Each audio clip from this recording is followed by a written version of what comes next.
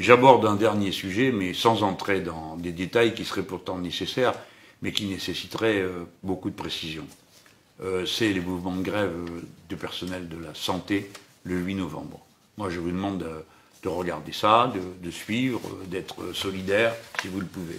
Parce que, à nouveau, on apprend qu'il y a un plan d'économie, soi-disant, qui va encore supprimer 4 à 5 milliards dans le domaine de la santé.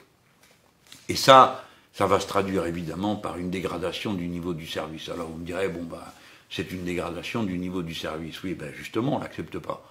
Mais c'est pas que ça. C'est surtout une dégradation considérable des conditions de travail des personnels de santé. Et ça, vraiment, les gens, il faut que vous réalisiez ce qui est en train de se passer. Le système de santé publique, il fonctionne grâce au dévouement des salariés. Point. Parce que c'est leur dévouement, au-delà de la limite, qui permet à ce truc de tenir debout. Ça ne tiendra pas tout le temps. Ils n'en peuvent plus.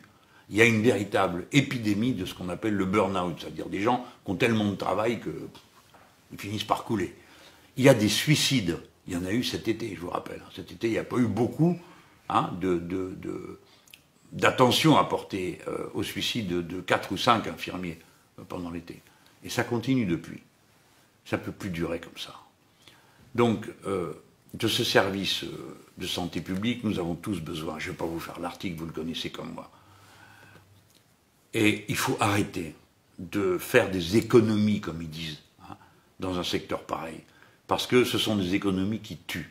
Elles tuent les patients qui ne seront pas traités, les gens qui ne vont pas se soigner, les gens qui retardent le moment où ils vont se soigner, et elles tuent aussi le personnel qui n'en peut plus de travailler dans des conditions pareilles.